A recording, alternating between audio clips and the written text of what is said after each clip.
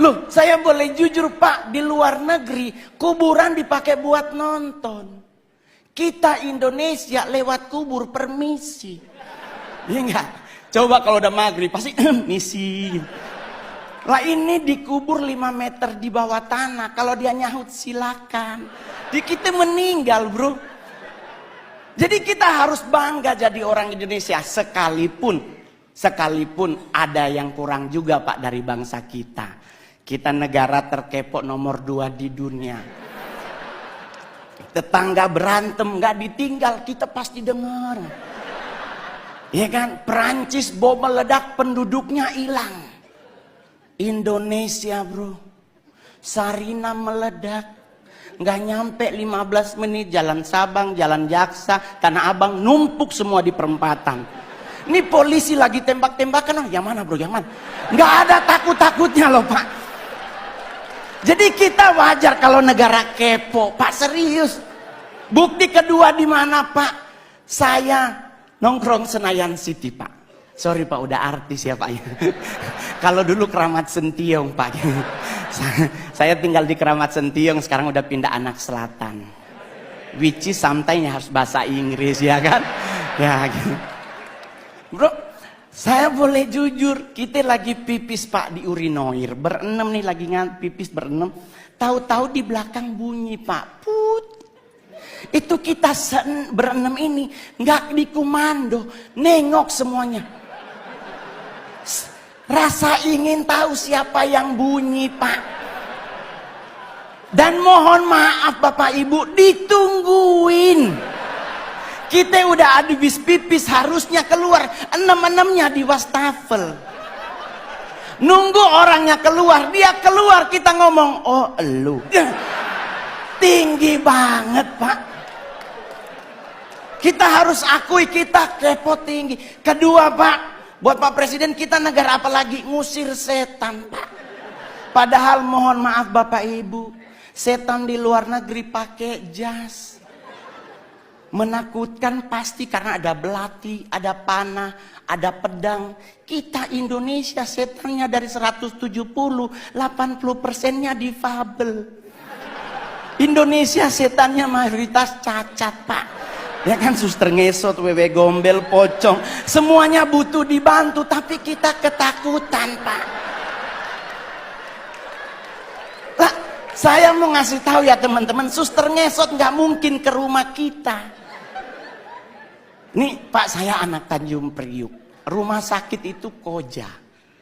Otomatis suster ngesot hanya ada di rumah sakit. Kalau dia mau nyebrang ke Warakas, meninggal lagi Pak. Kan kontainernya banyak Pak. Ya kan?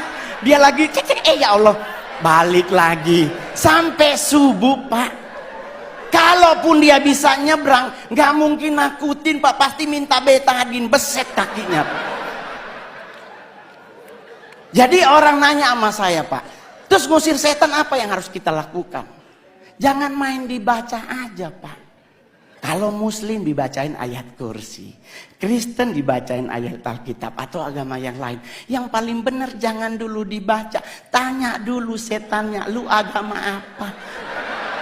Iya kan? Takutnya dia Kristen dibacain ayat kursi kan gak kena bos. Iya kan? Jadi buat teman-teman semuanya, nggak usah khawatir ngadepin hidup. Saya sangat yakin dengan 1000% bahwa Pak Jokowi pasti akan umur panjang. Anda tahu kenapa? Karena beliau rendah hati. Saya udah 2 kali foto sama Bapak. Satu di Istana Negara, satu di Tondano, Natal Nasional. Itu bro, kebanggaan saya, anak yatim piatu. Nggak punya orang tua dari usia 4 tahun. Bisa ketemu presiden, makan di istana lagi. Pingin nyolong sendok Pak.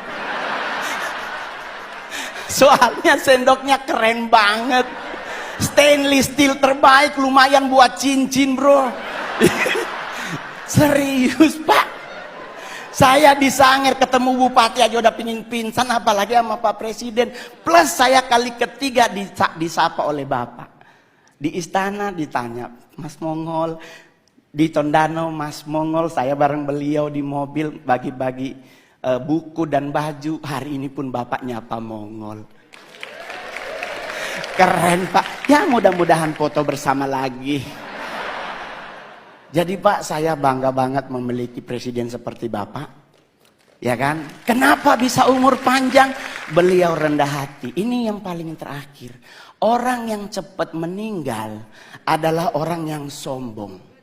Ajaran agama Kristen dan Islam sepakat. Nabi itu benci orang sombong. Orang sombong tuh cepat matinya. Kenapa? Jalannya petenteng-petenteng. Ya kan? Apa lu lihat-lihat? Nah itu Pak, kalau malaikat maut nunjukin muka, habis dia.